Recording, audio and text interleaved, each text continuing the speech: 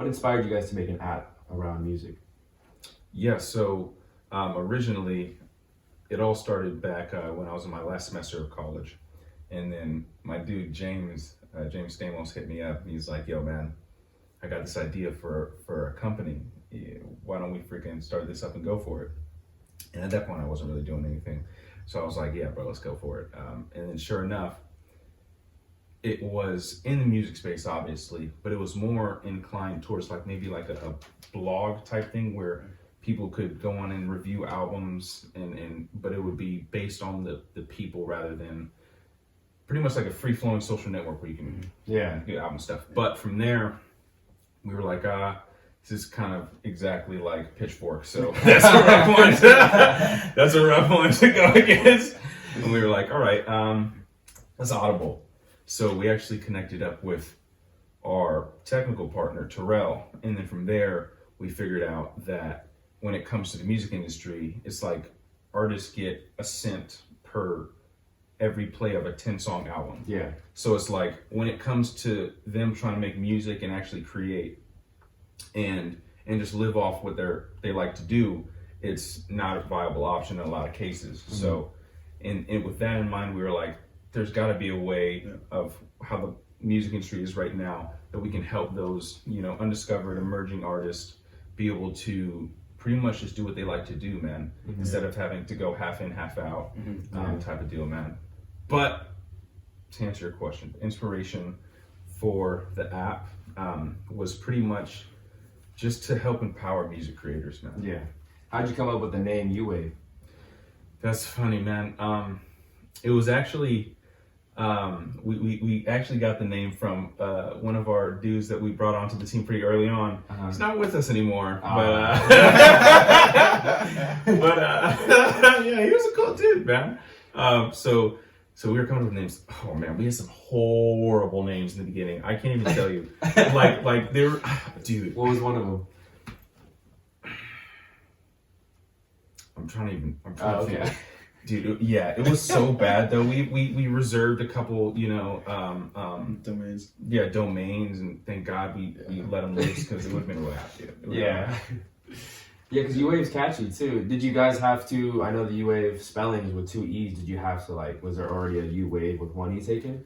Yeah, so first we found out that we couldn't have the 1 E from the domains that we're using.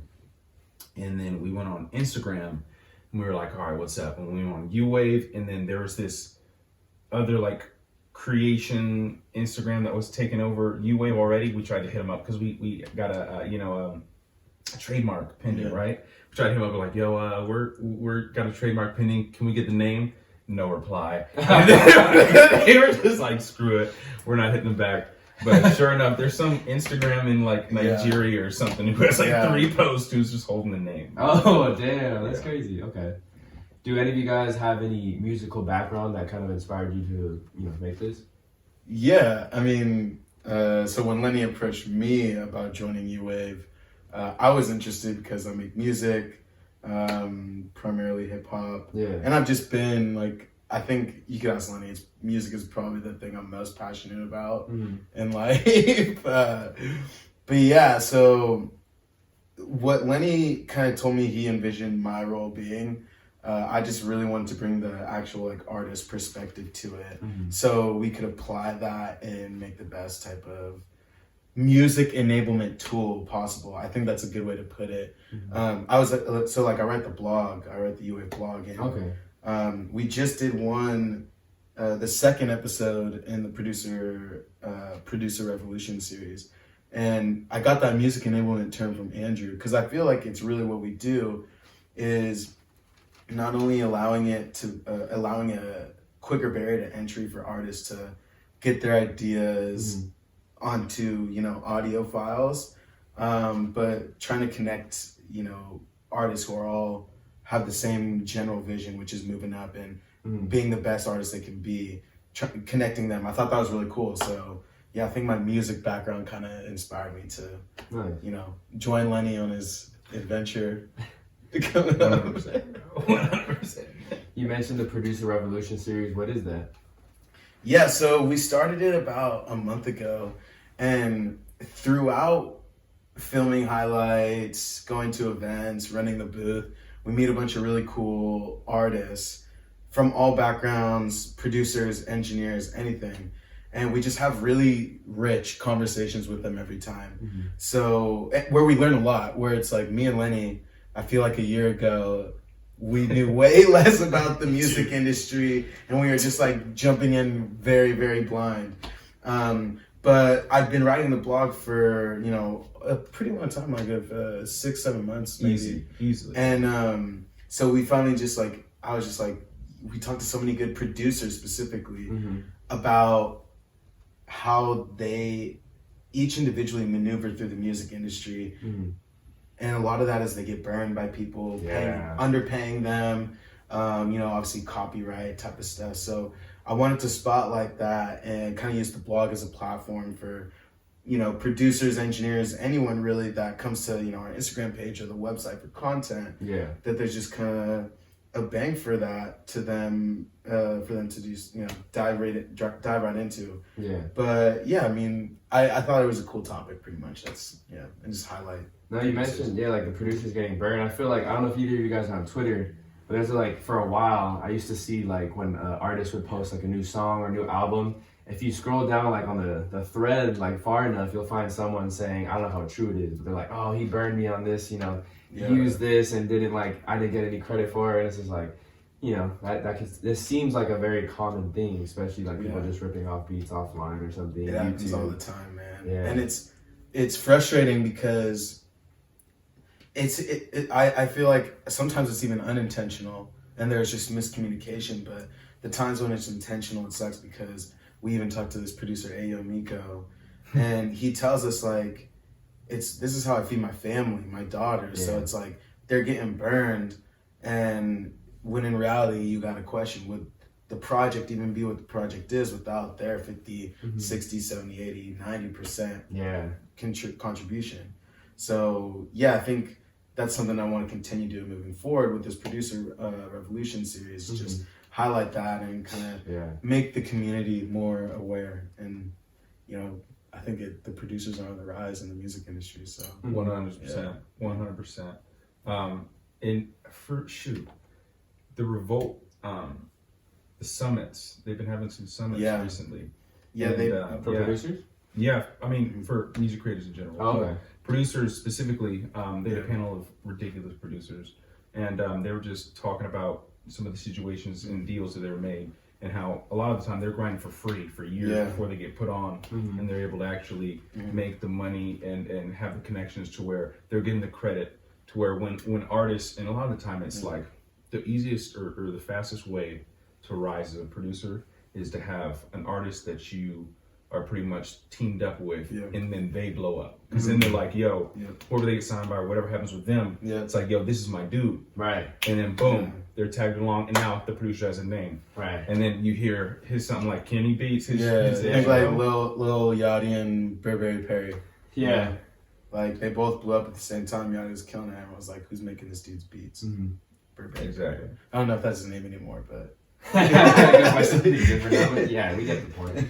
So you were mentioning at the last couple of years in college, did you take any music classes or any like background in music for you, Lenny? So background in music for me was mostly listening. I did, you know, for spurt, I got Studio 1/4, you know, to DAW, and then I was making beats for a little bit, but not too into. It's ridiculous and complicated. It is such a skill. Like, I really realized how, like, out of my league and how deep this stuff went when we were at an event. And then I was outside and I was just talking to a couple of dudes, and it happened to be two producers, and they were having a conversation. They were talking about, like, their freshman year in high school, and the programs they were using just sounded like crazy, just alien words to me. And I was like, yo, what the heck is going on? Going deep into it. And I was like, yeah, dude, this is way harder than it even looks, or even I can even think of. Lenny's got beats on deck though, for sure. I keep telling him to send them to me. He's like, no, I'm gonna get to it. Dude, I told you, you're gonna have to slide. You're gonna have to come through.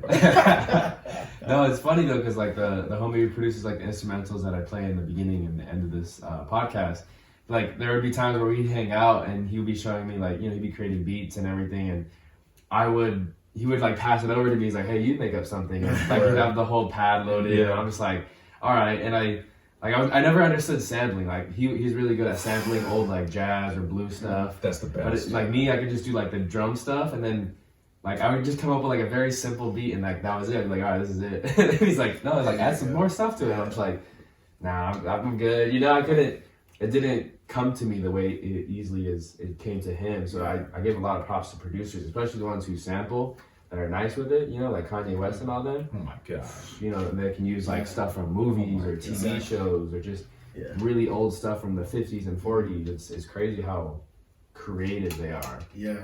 And I think why Uwavee, will be so beneficial to artists is because making music is so accessible right now. You could just download an app on your iPhone, make a beat, sell that to some artist, and the next month you're popping with like 1 million Instagram followers. So I think enabling the artists, giving them the ability to collaborate and make those connections, I think that's why we'll definitely be, of some value to them, and beyond that, just being able to have a legitimate, trusted way of selling your services. And a little background on Uwavee. So what Uwavee is an app that's going to be launching in a few months that helps music creators sell their music services. So essentially, we give artists, producers, and engineers a network to be able to find and connect with each other, and then within the private chat, even create the project requirements, as well as actually pay for the project using our escrow system,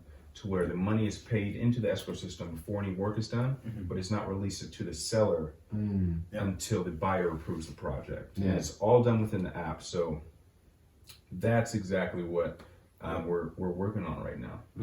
So on the surface level, we all use apps on our phones, but how hard is it to actually like technically encode the app and make sure it does all those functions that you want? I'll tell you what. So Terrell. That is our dude. Terrell is the technical partner of Uwavee. This man is, he's like a unicorn, if I can say anything. Really? He's a dude who's been, first off, he's been building websites since middle school. Dang. Going in. Dang, okay. He's specializes in damn near the whole process, to the point where he can step in and project manage step A to Z when it comes to creating the app, front end and back end, all parts of it. And when it comes to his outsourcing abilities, because if you're working on a budget and you want to self-fund an app, or any company for that matter, when it comes to the technical side, it's very, very expensive unless you have the proper channels to outsource, but the quality needs to be at the same tier, which is the big issue. And be able to manage that all while having the big picture in mind and have everything work out is very difficult. So Terrell is our guardian angel when it comes to He's really good. So but creating an app, there's pretty much two parts. The front end, which is the user experience and user interface, which it's what the app looks like, and the back end, and that's just the gears that make everything kind of work. So initially, obviously you have the idea. And then from there, if you want to be, maybe build it pretty fast and maybe have a good looking app, you just base it off of apps that are already super popular. Oh, okay. So that's where you get the examples. And then you can just create what they're called wireframes. But initially you just draw them out. So for me, at the time I was working at a financial advising firm. And in between like my work, when I had a break, I'd have a sheet of white paper, and then I was like using like a notepad and creating an Apple screen, or and then drawing out the different screens, and you have to keep in mind the flow from button to button and all that in mind. But that's how it starts. Once you do that, you can kind of move to the next steps, which is actually bringing that to life, and then the branding and the colors, and like you were saying, the name and the logo and how all that stuff looks. And then it comes to the technical part, the coding, and that's where it gets above my head. It's a whole different animal you need for that, man. It's wild. Man. Even like all the technical stuff, at least for recording a podcast, even in the beginning, like I had to do so much research on YouTube. It's because it just, especially I feel like when we played sports, like so much of your time goes to sports as a kid. that like there's very little else you could like dive into, you know what I mean? Because there's just a big time commitment. Yeah. But yeah, definitely shout out to all the programmers and coders and all that Crazy. stuff. Huge shout Yeah, out. they're lifesavers. We appreciate them enough. For real. Behind the scenes. How'd you come up with the Uwavee logo? So, we've had a couple Uwavee logos. Originally, it was just like a basic U and like kind of a lowercase cursive U type look. Mm-hmm. Scratched that. Yeah. Terrell was kind of the dude pushing the branding in a sense. He's worked with multiple companies and he's built brands before. Mm-hmm. So he had the prior background to know how to properly set things up and how things, what kind of tier they should be at. So he kind of spearheaded when it came to the branding. But yeah, we went through like 3 contractors trying to get the logo. Damn. It took a while. We finally got a dude who could get us something nice. But man, yeah, there was a process to getting the logo. But we used a contractor, and the color scheme. When it comes to color schemes, a lot of the time people like go for certain emotions that the color scheme, gives off. So we were looking at a couple different things. We had a blue for a while, and then we finally settled on the red. But yeah, Terrell was kind of in charge of that for the most part. But yeah, we were really happy once we had the final product. How'd you come to meet Terrell? He was a high school friend of one of our friends. Okay. So originally it was me, James, and Drew. So Drew went to Canyon and he knew Terrell because they were friends at Canyon, I guess, or maybe even in middle school way back then. So he was like, "Yo, I know this dude who pretty much is the dude who you guys want to talk to." Yeah, he's a genius. Exactly. Yeah, right. So sure enough, that's how we got connected with the Terrell, and it just went off from there. Okay, nice. Now I see you guys have a lot. You mentioned the blog post earlier and the artist interviews. Was that the plan from the beginning with Uwavee, or is this something that kind of expanded as you guys got the ball rolling? Yeah. So we have the app, which is more of the development side as of right now. We're launching that in a couple months. But in the meantime, building up to that, we wanted to get into the community and really get a sense of where the music industry is right now. Yep. And the best way to do that is to, rub elbows with the people who are making the music, going to the concerts, going to the random events and having just random cool creators go up and perform for, 15 minutes type stuff. So through that, it pretty much, it kind of all came together from that, man. But to be honest, dude, the question kind of escaped me. Yeah, yeah, like Lenny said, while the app is, in the close to final stages of being developed, we still wanted to create the community. Right. So the other side to the development is what can you do to get your brand out there and try and attract the right type of demographic. That's why we're going to these shows, live shows, working with different artists. Because at the same time, we're giving them demos of Uwavee. Yeah. We're telling them how the app's supposed to be utilized. And then you get their direct feedback from people who are going to be using the app. Yeah. So other than the fact that, hey, we want to create a community of artists that can all collaborate together and that are all extremely dope that we've worked with so far. Super. At the same time, we can get the direct feedback. Sometimes it's great. Sometimes they grill us. So it's like we take that feedback and it makes us better. It makes the tool better. So eventually, the community will have a tool that's kind of like by artists for artists that enables the artist. So in the community, like he's saying, was what we were really trying to get into, because our whole thing within the community is, and why we're pretty much doing it, is to help promote artists, producers, and engineers in the industry, and help develop or enhance their brand. So to kind of just push them along the way, as well as trying to organically maybe help them connect. We've connected a couple artists just by going into the community. We're meeting all these people, we're getting their information, and then we're like, yo, we reach out, we're like, hey, you guys got anything dropping soon? What's going on? Anything to promote? Like, oh yeah, I got this going on. I got a music video. I'm performing at this place. And then some people, of course, are like, yo, I'm making this song. Yeah. Do you know a guitar player? Do you know a singer? Do you know a female artist who can hop on this track? Vocals, And exactly. And then as of right now, we don't have the app, but we still are building the network. That's good, so that's how we. So you're basically doing the app's work kind of on a minor scale. Yeah, exactly. Before that comes out. Exactly. Nice. So if you can reminisce, how hard was it to, introduce your idea to that first artist or your first artist you approached to? Man, the first artist we approached. I'm trying to even think. Me. Yeah, exactly. Yeah, yo, Tommy, take this one. Dude, well, Lenny approached me originally, and I felt like he explained it pretty well. But I think it was harder back a while back because we were still in this area of like what specific features do we want to have. So back then it was a little more challenging to get a concrete idea across, but now I mean it's just really more so you're talking to other artists at the end of the day. You obviously have to know how to explain it in detail to the everyday person, but for the most part we were talking with artists, so it's more about understanding their perspective. What do you do? How do you make music?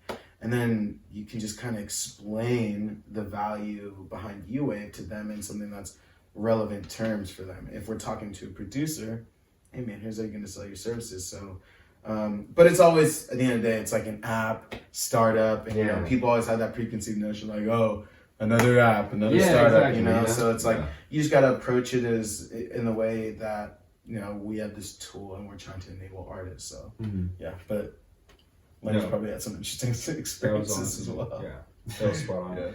We're just trying to create a tool, man. A cool tool for them to use and be able to do what they like to do, man. What were some of the tougher challenges or obstacles you guys face as far as getting the ball rolling on this? So getting the ball rolling, there's a big learning curve, man, to be honest, because we're first-time founder. I'm a first-time founder. Terrell is also first-time. James is a first-time founder. We all weren't experienced in how to build and create a company, and even the company culture, coming down to the branding, coming down to just how to just build off of a base. So there was a year. We've been doing it for, it's coming up on 2 years now. So the first year was just about learning.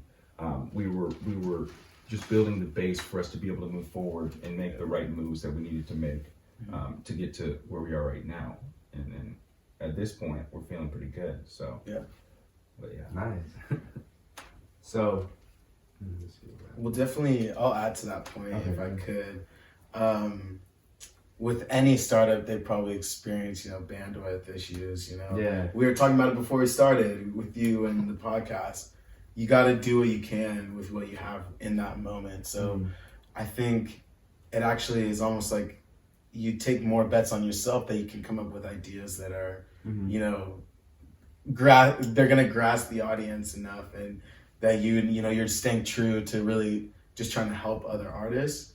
So the idea hopefully comes through whether we don't have the right equipment or enough equipment. That's definitely a challenge, but I think we've been able to maneuver our way around it pretty well. And obviously, huge shout out to Justin. Huge shout out to Alex. Massive. Justin, the content director, Alex, the content manager. Yeah. They kill it. I can't take footage or pictures like that at all. I just hold equipment. That's what I'm saying. So they're huge. Once we brought on Alex to the team, especially we started stepping our game up. So huge shout out to them. Go ahead. Oh, but even before that, since the me, Terrell, and James, we weren't really in the music industry.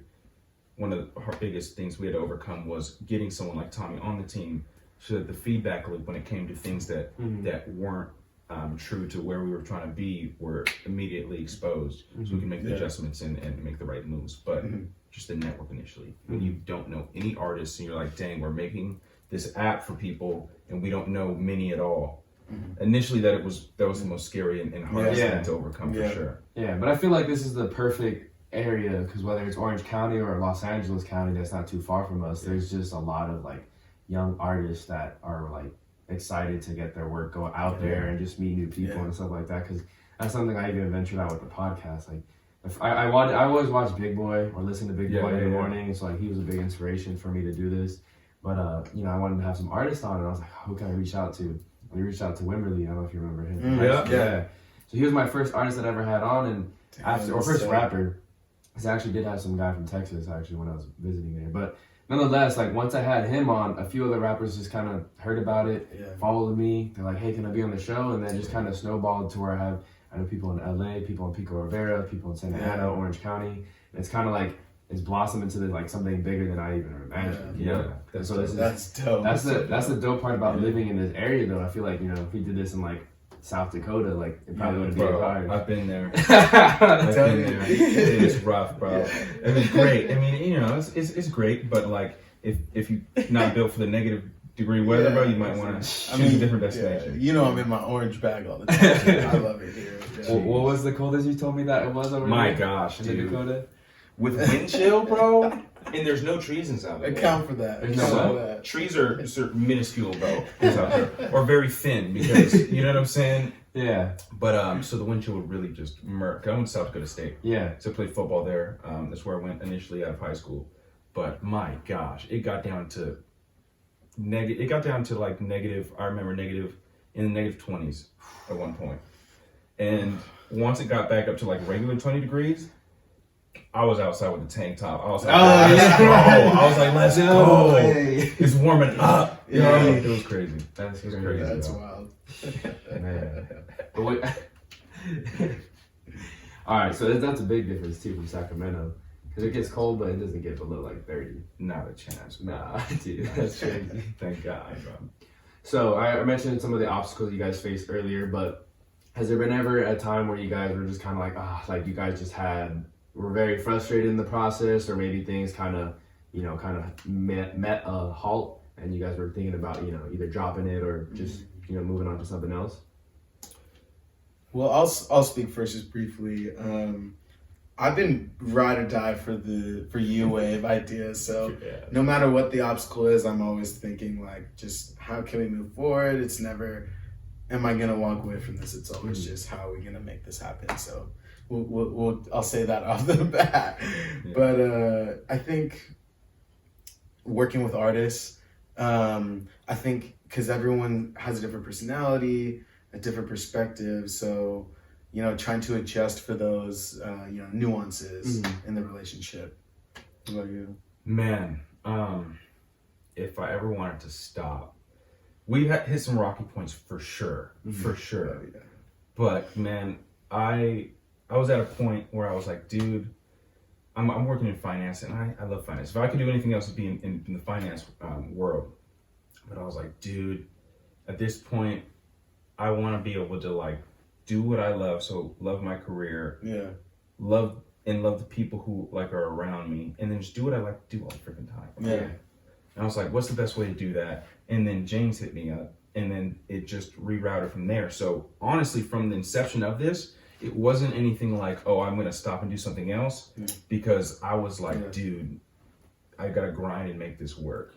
And the one thing music, man, we love music. And who doesn't love music? Yeah, exactly. It's like, what is cooler than, and here's my thing. It's like, bro, I can't stop, because what I really want to do, my dream is like to just be in the room when Timberland and Jay-Z right, you hear the first beat, and everyone's just like, and you're just like, come on, bro. Yeah.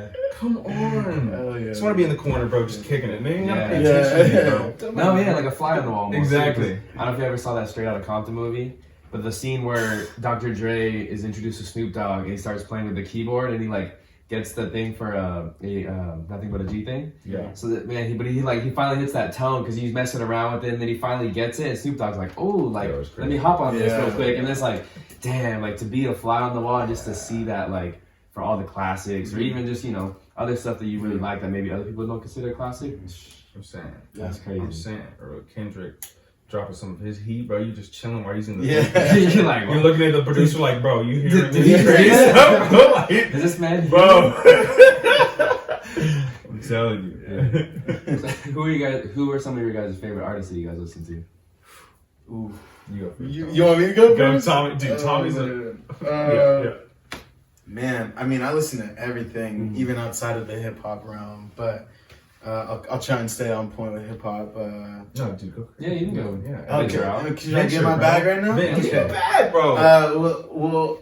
I mean, besides the greats, I mean, obviously, I think we can all respect the OGs, Biggie, Tupac, Jay-Z, Andre 3K, Eminem, you know, Kanye, etc. I like, I don't know, I'm a big Earl Sweatshirt fan. Ooh, okay. I like Mavi, Mike, shout out Six Press, Ade Hakeem. Okay. Happiest people in the World Wide Web. I listen to it all, but like I would listen to Charlie Pride. Like I'll listen to Charlie Pride from the '60s right now. I listen to a lot of EDM as well. Any type. That's like a big growing. Yeah, like, I mean, I like artists like Miha or like Rez, where they're like constantly kind of pushing the boundary. I like it all. I mean, Eternal Take is out right now. I'm bumping that. Who do you like? I mean, I like it all. That's the thing. That's good, though, right?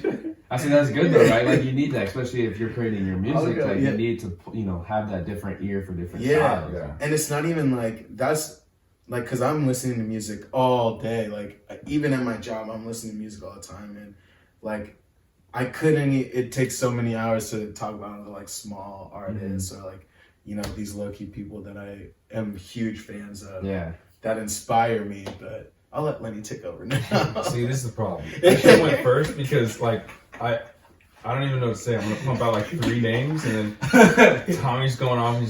Okay. So first off, Tommy put me on to Mavi. Mavi goes hard. Man, Yo, so I was hype off that. But right now, man, I'm listening to BJ the Chicago Kid. Oh yeah. Nice Denzel. voice, man. Crazy voice, bro. The Resume by, you know, featuring Big Crit, bro. My brother put me on that song. He was like, yo, bro, I know you're gonna love this. So you gotta listen to this, man. I was like, bet. So him, Denzel Curry, man. Diet. I was listening to that on the way here, man. Yeah. Blows my mind every time. That Kenny Beats collab. Come on. It's not even fair. It's not even fair. The Cave, bro. Kenny Beats. That rollout was crazy. Jeez, dude. Give me a break. But Chance the Rapper's one of my big favorites for sure. For sure. I can listen to Chance all day, to be honest. Yeah. Were you a fan of his last album? I was. It wasn't one of my favorites, but I like early Chance when he's talking Acid Rap? Cocoa Butter Kisses. Yeah. Acid Rap is crazy. Yeah. 22 Offs. Come on, bro. He's got a crazy story so far. Wow. My favorite is of all time, Childish Gambino. I don't know, like it's probably started in like what 2011 for me, but at that point I was like, it's a wrap. And he can act, Atlanta. Yeah. Oh, I know. Yeah, it's everything. He directs that too, right? It's crazy. Yeah, he read it. When's the next season coming out, bro? I've been waiting. I think it's coming out soon, man. Yeah. I think it's crazy to be that talented though, where you can make music at a high level and then also make like a really good show. Oh, and he's acting like what he's been. He's been in the Star Wars movie. He's been Lion in, King. Spider-Man. I mean, it's like, bruh, like he's a Renaissance man. He's like, this generation's Will Smith, you know? Yeah, word. Exactly. On the low, huh? Oh, that's a bar. That's the take. So you guys mentioned, you know, you guys are first-time founders, right? Because I like to bring this from experience. When I first started the podcast, parents were kind of against it. How has your family and your parents kind of supported you throughout this process? Man, my family's been great. Man. Yeah? They've been great. My parents supported me the whole time, man. If anything, it's been like, yo, definitely do this. Go all out, because if everything fails, at least you learn a lot. Like, that's the biggest thing. It's like, man, honestly, like, just keep the faith and keep pushing. Because no matter what, you're going to learn a lot, and then you're going to just make the next move and then do something even more crazy, more wild. Yeah. So they've been the best, honestly. They're honestly the reason I can do it full time right now. Nice. So that support is crucial for me, at least. And I've seen that a lot of founders initially have to have some type of support, because it is so hard, man. Yeah. It is so hard, especially self-funded companies. Yeah. It is ridiculous, the type of time it takes, and just the effort. And if you don't have a team, like the team that we've built, like Tommy said, the marketing team alone, my gosh, they're like my biggest crutch. If I was hurt, they'd be the wheelchair. They're wheeling me around, man. They're freaking supporting me on the journey, man. But yeah, the team is crucial, because we would not be where we are right now without the team that we put together for sure. Yeah. I'm pretty independent. Like I'm out here. I live here by myself. My parents live in Connecticut, and they know about it, and they're supportive, just like I'm sure Lenny's are, like you said. But really, I think it's like more so the people we show, like our close friends and stuff. Because at first you tell them like, oh, we're starting this app, and they're like, oh, okay, like they're your friends, so they're gonna support you regardless. But they don't really have much to go off of. But then you get to show them a demo like nowadays, and they're like, oh, like y'all for real. Oh, okay. And I'm like, yeah, that's Lenny. Like, get that going, and it's like it helps create that trust. But I'm actually surprised at like the supportiveness from just anybody really that would work with, and I think it's a testament to Lenny's got his stuff handled and like put together. So, but yeah, having friends, family who are supportive, it helps a lot. Yeah.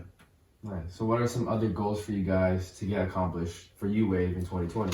2020, man. Well, first goal, we're actually launching a Kickstarter campaign in April. That is to get the current version of Uwavee that we've updated to developed so that we can launch that thing here in a couple months. But yeah, the Kickstarter's in April, so that's our number one goal right now. That's the next step in our company roadmap, I would say, to getting us to this next point where we're going to be able to do some really cool stuff in the music community. Yeah, on the marketing side, I mean, a couple of my goals is just obviously we just need to continue to increase our following. I want to keep doing more video, footage video with artists, and whether it's an artist highlight like we've been doing. We just shot an artist highlight with this artist Taylor Morris today, up in LA. Check her out. She's dropping a new song soon. But yeah, and I mean, you can't check it on the Uwavee profile once it drops. But, a couple weeks. But yeah, we want to just build enough content for people to be able to engage with. Continue to grow the brand, and obviously the Kickstarter is going to be huge for that. So, just being able to get the word out there.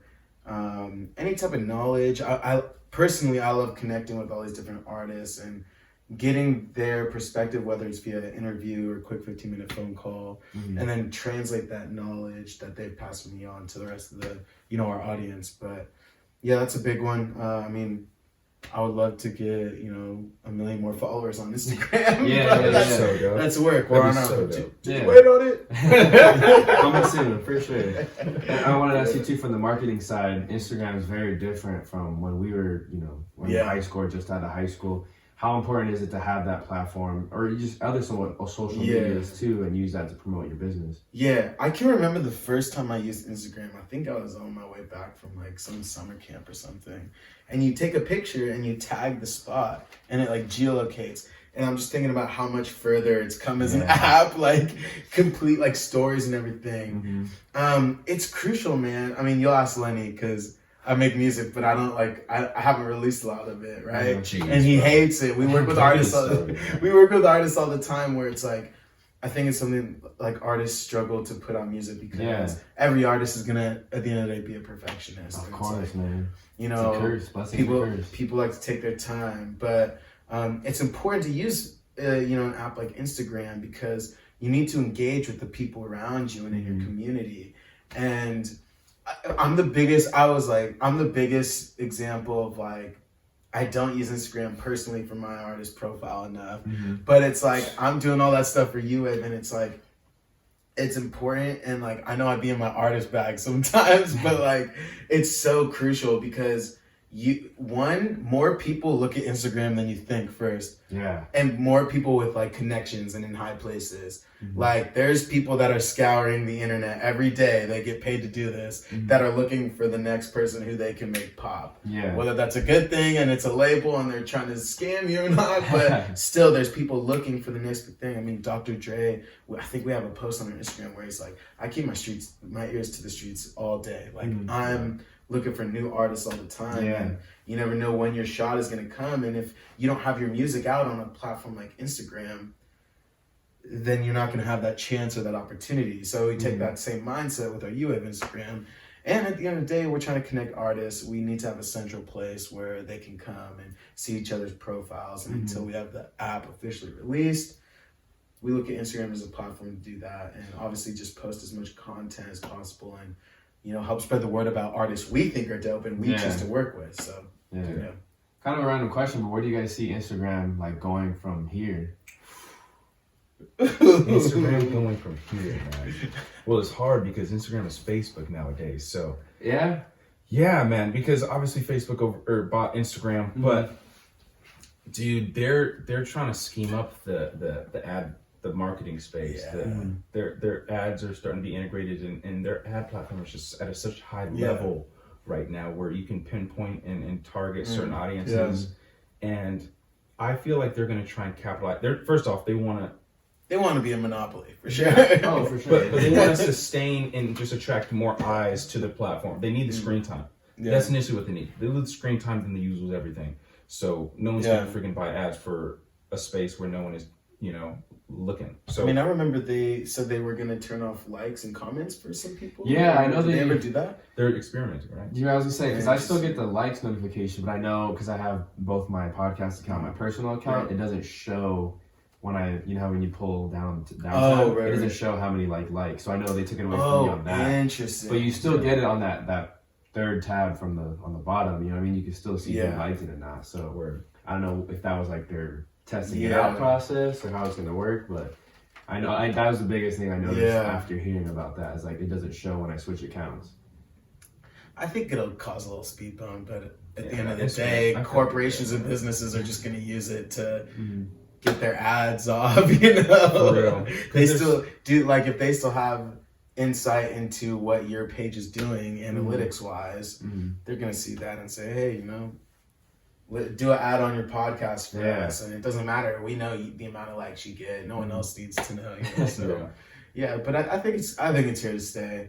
Obviously, evolution, a new app will come up, and everyone will think it's the best, and we'll move forward. But I don't see the end to it, at least for a while. So it's hard to tell. But then you say that today, and then tomorrow you hear about some new app. And then next thing, TikTok ads like stories. TikTok. I'm not really familiar with TikTok that much. I just see like on Twitter or on Instagram. But when we were in high school, just to bring it back, like Twitter and Facebook were the things. Like no one really had Instagram, or it wasn't like that. Snapchat came and went. The Reddit's like kind of a big popping thing now too. I've noticed. And, even Tumblr and MySpace. I definitely had a Tumblr. OGs, I feel like, bro. Tumblr was that was a whole movement, man. It was crazy. Don't even think about those anymore. You're like, oh my gosh, I have a Tumblr, dog. Bro, it was like some cheesy stuff. I was definitely sad boy.